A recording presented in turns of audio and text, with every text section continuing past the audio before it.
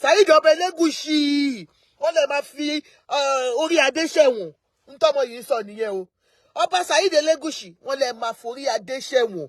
Bàbá tó bí ẹ lọ́mọ ò forí adé ṣẹ̀wọ̀n. Elegushi ọba o. Wọ́n lọ́wọ́ Ọba Elegushi ò mọ́ ni. Tọ́wọ́ ẹ̀ bá mọ́ àti jáde ti pẹ́.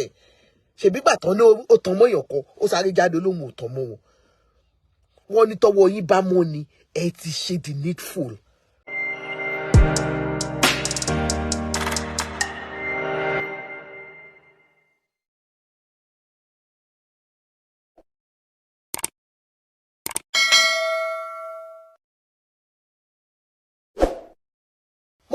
Kú dédé wòye o ẹ̀yin èèyàn wa akínkàbọ̀ sórí ìkànnì Bello Space TV. Lórí ọ̀rọ̀ Mohbad náà tó ń lọ lọ́wọ́lọ́wọ́ òun náà ní ká fi tó yín létí. Àwọn kan náà kóra wọn jọ tó ń sọ̀rọ̀ tó sì ń sọ wípé Ọba Elegushi ló mọ̀ ń pa ikú tí Mohbad kú àti lórí ọmọ tí wọ́n bí àti bẹ́ẹ̀ bẹ́ẹ̀ lọ. So wọ́n dẹ̀ fọwọ́ balẹ̀ fún Ọba Elegushi tí ó fi fà á tí Naija Style wá jáde láti bá Ọba Elegushi ní ọ̀rọ̀ kan tàbí méjì. Ẹ jọ̀ọ́ jẹ́ ká farabalẹ̀ ká gbọ́ nǹkan tí wọ́n fẹ́ sọ. Bá a ṣe ń gbọ́ má gbàgbé láti bá wa tẹ subscribe, láti bá wa comment, láti bá wa like. Ẹ ṣeun. Ẹ jọ̀ọ́ ẹ bá mi gbọ́ kínní. Ẹ̀wẹ̀ tó ń sọ̀rọ̀ rí. Ẹ bá mi pe Ọba Saheed Elegushi kó wá gbọ́.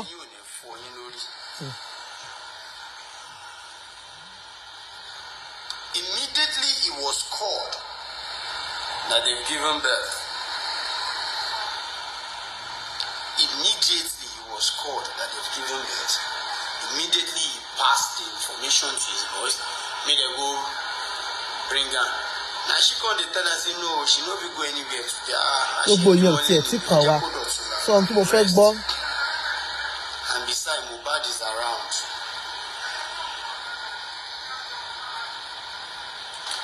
Before Mama Wumi can't go talk to Mohbad, call Mohbad, say they get their traditional stuff where they do. Third day, where any of their pikin give birth, they will carry Wumi go do and him go follow Wumi Mohbad. Follow me, carry. And all of you. Eba mi pe Ọba Saheed o. And they come go. Ọba Saheed Elegushi, ẹ jọ̀ọ́ sir. Ẹ jọ̀ọ́ daddy wa. The boy come belongs to Oriade. Ṣé ń gbọ́? Ọlọ́mọ Mohbad orí adé ló ní ẹ máa gbọ́. We get to where Wumi gave birth. They testify to the fact that yes, wọ́n kúrò bí ọjọ́ kẹta náà, wọ́n dẹ̀ padà dé. They came back. Mi ò tiẹ̀ tí kàn mí sọ̀rọ̀ tí mo fẹ́ kó gbọ́. Second day or that same day. No, they came back that same day, but in the evening.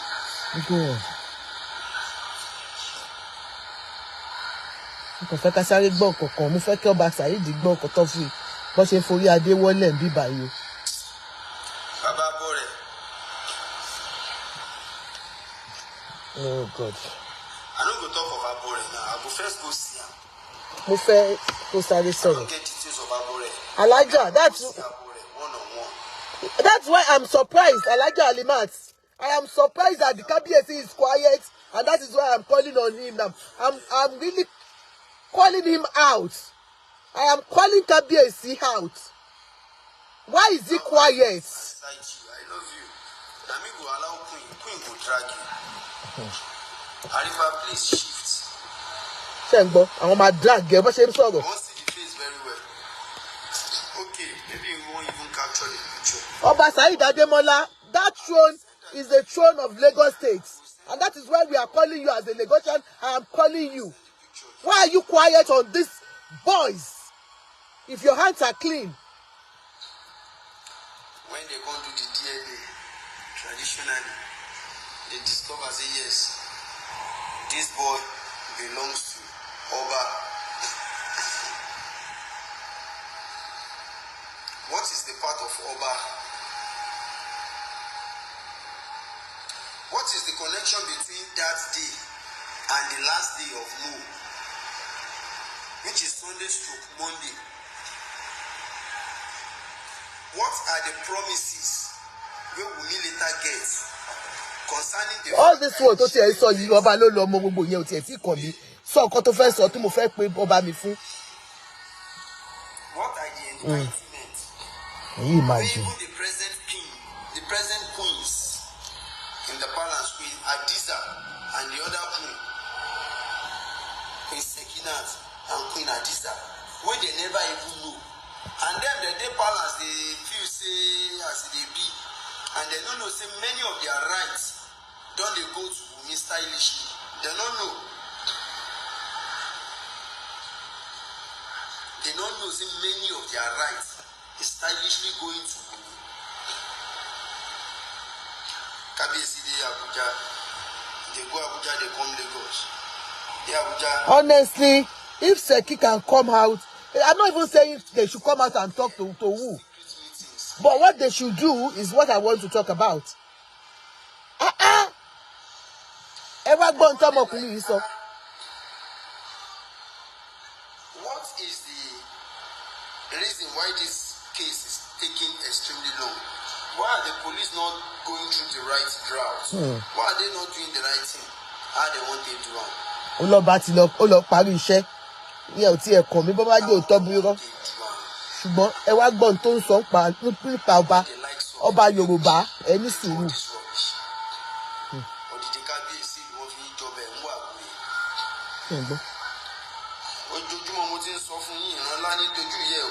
Ẹ máa gbọ́ o. Fọba alálẹ̀. Àwọn àgbà ní ìbànújẹ́ tó tóbi ní kí mọ̀jẹ̀sí dojú òbí rọ̀rùn alákejì. Bẹ́ẹ̀ ṣe wá fún bàbá Mohbad ní ìbànújẹ́ ayérayé tó jẹ́ pé ògo ọmọ nínú àwọn ológo ọmọ tó bí ògo tó kọ́kọ́ tàn tó yẹ kó fẹ̀yìntì kó máa jẹun ẹ̀ dẹ̀ jẹ́ kí ògo náà yẹ wọ mi ní ìṣojú ẹ̀. Kábíyèsí bẹ́ẹ̀ ni gbogbo ògùn náà tí nínú ṣe máa wọ mí ìṣojú yín. Can you imagine? Ṣé ń gbọ́? Tẹ́ bá ti lọ́wọ́ inú kú mọ́. Ọba Saheed Adémọ́lá Elegushi, kábíyèsí òkè adé pẹ́ lórí kí bàtà pẹ́ lẹ́sẹ̀. Ọmọ kékeré ló fi joyè, wàá fi èrìgì, wàá fi jobi, wàá ìrùkẹ̀rẹ̀, á di okìnrin ní ọwọ́ ẹ̀. Tó bá jẹ́ pé ọba Èkó ni yín lóòótọ́, ká ní lóòótọ́ náà fi yín jẹ ọba Èkó tó dẹ̀ tọ́ sí yín ní ìkàtẹ́. Gbogbo ohun tí ọmọkùnrin yìí ń sọ àti tí gbogbo social media ti ń sọ nípa yín lórí ọ̀rọ̀ ikú Mohbad, if you don't do anything about it, sir, kábíyèsí o, á jẹ́ pọ́wọ́ yín ò mọ́. Láti ọjọ́ tó ti ń sọ̀rọ̀ yìí, I would have thought pé, yes, I was one of those that said, who are these people coming out to say pé kábíyèsí mọ̀ ń pa ikú Mohbad? And if so, and you are calling Kábíyèsí to come out and talk, I said it that day, but who are you people to summon Kábíyèsí to come and talk?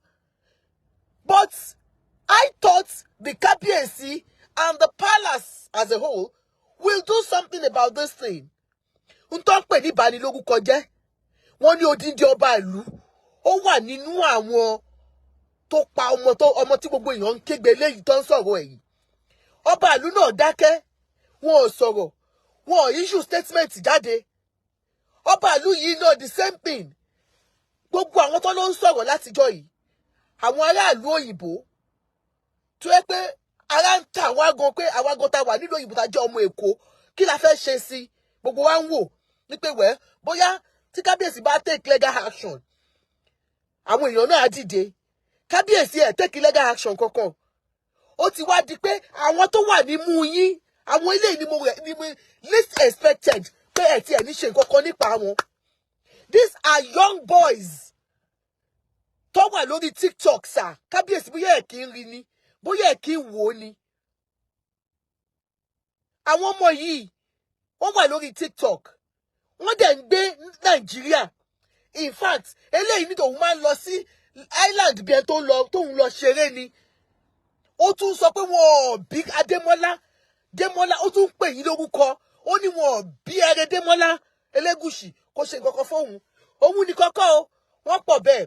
Òun Arífánlá, àwọn tó ń gbé Nàìjíríà mò ń pè fún yín o, kábíyèsí bẹ́ẹ̀ bá mọ̀. Arífánlá lélẹ́yìí lòun ń jẹ́. Then Westo, àwọn tó ń gbé Nàìjíríà tí mo mọ̀ nìyẹn. Wọ́n tún ní kan ọba arọ. Gbogbo àwọn ilé yìí Nàìjíríà ló ń gbé. In fact, wọ́n lọ sí corona inquest níjẹta. Kábíyèsí, tó bá jẹ́ pé lóòótọ́ ọwọ́ yín mọ́, èmi ti expect kẹ́ issue arrest lórí àwọn people yìí now. Àwọn eléyìí kì í ṣe pé wọ́n wà nílùú òyìnbó. If truly your hands are clean, sir, West to Arifa Obaro, Perkins, àwọn tó ń gbé Nigeria ni. Because people will now start thinking, abi, there are more to this. Because it's so shameful. The way bó ṣe ń wọ ẹ̀yin ọba wa yìí, bó ṣe ń rú yín fín. Gbogbo ẹ̀yin ọba Yorùbá, wọ́n sọ yín di gbà kólẹ̀. Àwa máa jà, a máa rò pé wọ́n bá wọn ọba Yorùbá, wọ́n bá wọn ọba Yorùbá. Àwọn ọ̀wà tẹ́yìn náà wù yìí gan. Okay, let's even assume that this thing they are talking about you is untrue. How do we know? How do we know these things are false? When the king himself, àti gbogbo àwọn palace, not even one arrest. One arrest, kẹ́tì ẹ̀ bá wa gbé kan nínú wọn. Olórí yín kábẹ̀ bí Kadijat, afọ́júdó àbùkẹ́ gbogbo yín ẹ káàbọ̀. Kẹ́ má lè make one arrest, just one arrest. It's a shame on our tradition. Ọlọ́run ẹlẹ́dàá gbọ́. It's a shame on our tradition. Ẹ wo bí ọmọ ìṣe ń bú ọba. Ó tún mú èpè, ó ń ṣe fún ìdílé ọba. Let's assume pé wọ́n forí ara wọn gbé pè. Because àwọn mímọ̀ ní wọ́n forí ara wọn gbé pè.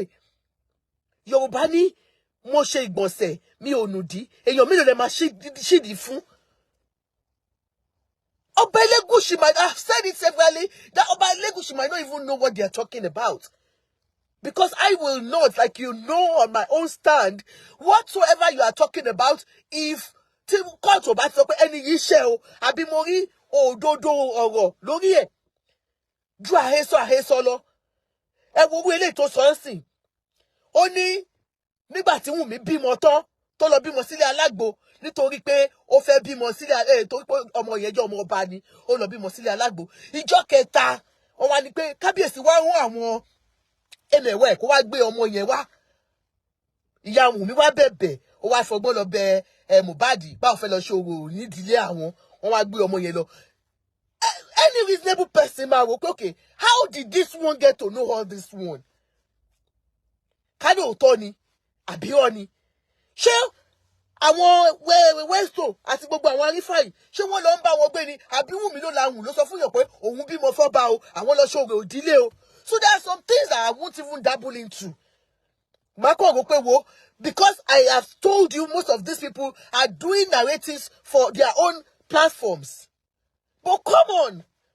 Even if they are doing narrative for their platform and all that, this is the same Arifa that said he saw Kabiesi's car níjọ́ inquest.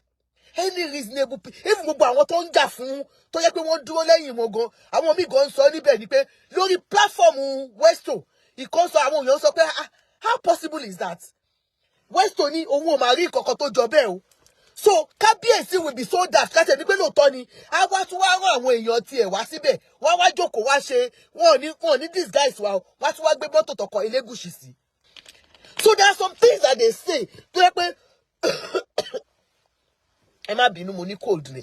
There are some things they say tó yẹ pé any reasonable person máa mọ̀ pé ọ̀rọ̀ òpònú, ọ̀rọ̀ tí ò sí ẹ̀ make sense at all ni. Ẹ kò máa wá àtàmọ́. But èyí tó máa ń bá fún èmi jù nísìn ni pé àwọn aráàlú òyìnbó tó jẹ́ bloggers tí a tó rẹ́ pé wọ́n ti accuse Kábíyèsí, tí wọ́n ń bú Kábíyèsí tó ń pè wọ́n lórúkọ oríṣiríṣi. A ti sọ pé kò sí nǹkan tí Kábíyèsí lè ṣe, bóyá tó yẹ ló ṣe ń wò wọ́n. Well, tó bá máa dé Nàìjíríà, wọ́n á gbé wọn, wọ́n á ṣe wọ́n mọ̀. Àwọn tó wá wà ní imú Kábíyèsí, ẹgbọ́n tí bọ́ọ̀ yìí ń sọ.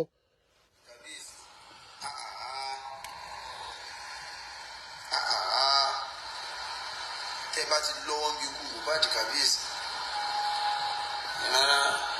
bí ilá ṣe ti rí tó kó tí kan ti rí tó wẹ̀wẹ̀ ẹ̀jẹ̀ ẹ̀bí títí rí ó pegu ìwọ̀ ló ti rí ló pẹja gbogbo èso tó bá jáde lára yóò mọ̀ ti rí pàdé ikú òjijì. Kábíyèsí o, Kábíyèsí Ọba Elegushi, Ọba Adémọ́lá Elegushi, ikú ṣe ńlá, ẹ jọ̀ọ́ nítorí Ọlọ́run ọba.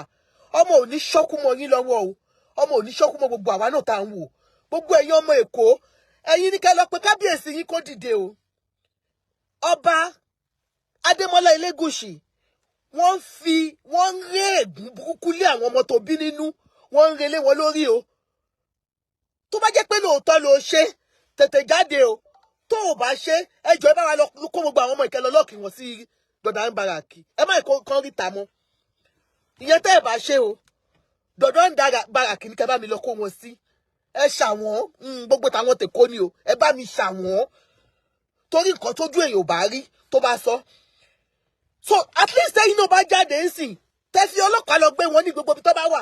Kábíyèsí, wọ́n ń bà yín lórúkọ jẹ́. Elegushi wọ́n ń bà yín lórúkọ jẹ́. Wọ́n ló ń gbé kokéènì. Bóyá òun mọ nǹkan táwọn ọmọ yìí sọ ni. Wọ́n ló ń gbé gbòógì olóró. Ọba Saheed Elegushi, wọ́n lè fi adé orí, ẹ fi ń ṣe gbòógì olóró. Wọ́n ń bà yín lórúkọ jẹ́. Ẹ dìde kẹ́ sọ̀rọ̀ pé àwọn ilé ìtọ́ ẹni wọn ò sí nílùú òyìnbó. Èkó ló wà o. Èkó ló wà. Ẹ wá jọ nítorí Ọlọ́run ọba. That throne is a throne that we Lagosians respect. The first time lórí throne náà. And to avoid that, ẹ bá wa kó àwọn ọmọ ìlọ Dọ̀dọ̀ Baraki. Ẹ bá ẹ̀kọ́ ríta. Ẹ jọ. Tẹ́ ẹ bá ṣe o. Èpè àtẹ̀gùn tó ń ṣẹ́ láwọn ọmọ yín lórí ṣé kò pọ̀ jù? Èpè díẹ̀díẹ̀. Èpè díẹ̀díẹ̀. Wọ́n ní atakóró wọnú àdó. Ṣó lè mọ ọmọ ẹ̀wọ̀ bí?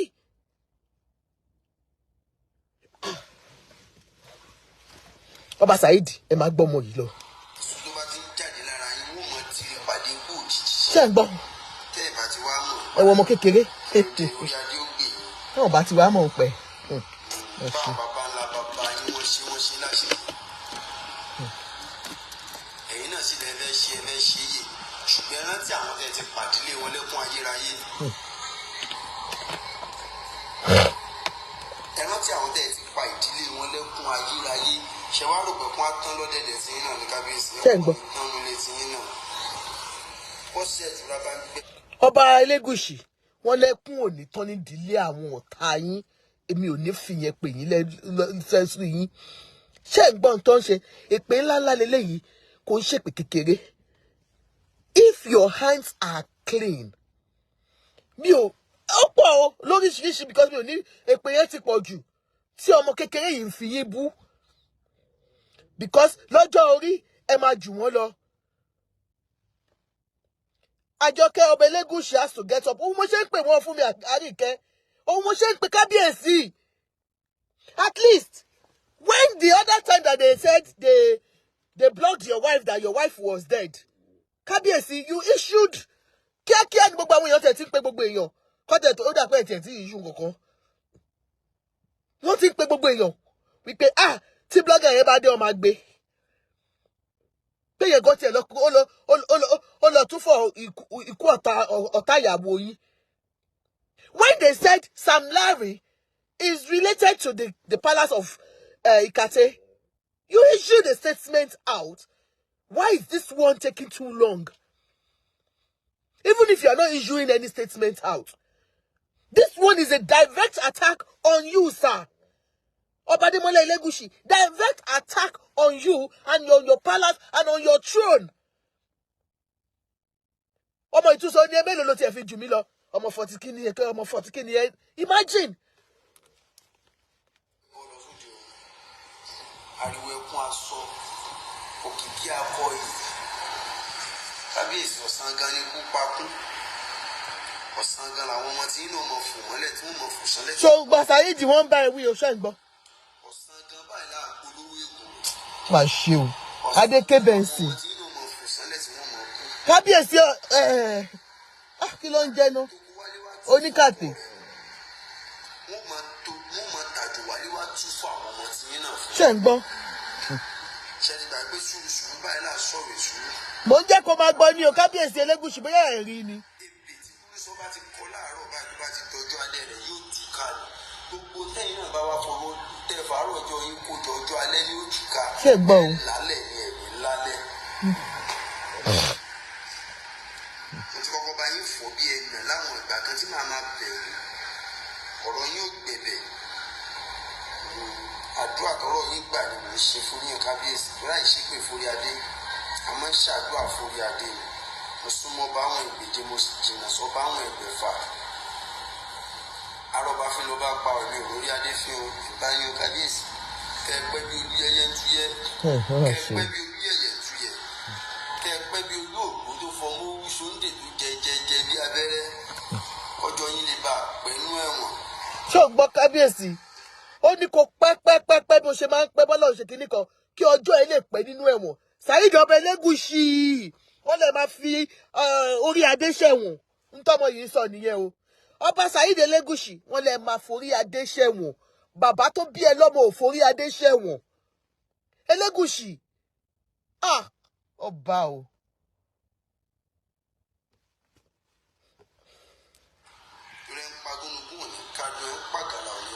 kábíyèsí ẹ̀ lè gbélé ìkẹ́ ẹ̀ mú jẹ ẹ̀ ní pákẹ́ ẹ̀ mú jẹ lálá láíláí ẹ̀ ní pákẹ́ ẹ̀ mú jẹ ó ti bọ́. For the fact that you as a king you feel so comfortable to throw a whole family into a nightmare.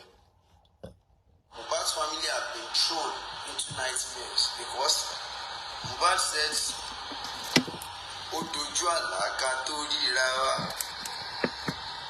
Before they go see Mohbad now, na for dream. I tell you, na for dream. Before they go see Mohbad, na for dream. And for those seeing Mohbad, na dream that they see him. They all know say na dream that they see him. Ọ̀sán gan wọ́n dẹ̀ sọ Mohbad di ewúrẹ́ jẹ́líjẹ́lí wọ́n sọ di àgùntàn jẹ́mọ̀jẹ́mọ̀ wọ́n wá sọ di aláàmù tí jẹ́lẹ́bà ògiri.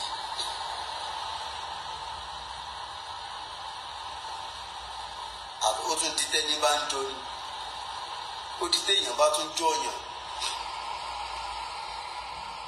If they go talk now, they go say, "Almost see how this one resemble Mohbad." They no fit talk say see Mohbad. No, you don't go. That one don't pass. They go only say see how you resemble Mohbad.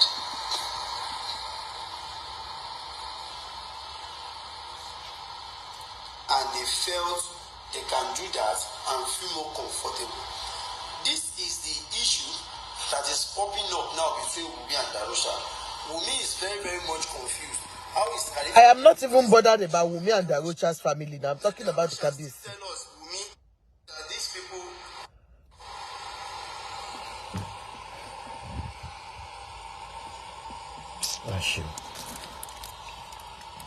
That is why they have to take away the TVR.